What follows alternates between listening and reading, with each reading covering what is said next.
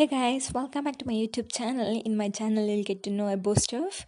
And yeah, if you are new to my channel, please do like and subscribe to my channel, guys. Today in my video, I'm going to show you how to copy your blogger.com profile link such that you can use this link for any kind of media purpose, for description or any promotion sites. Just go to Chrome and type as blogger.com and you can see your blogger.com page over there. You should be signed in over there. Since I'm already signed in, it's directly redirecting me to my blogger.com page.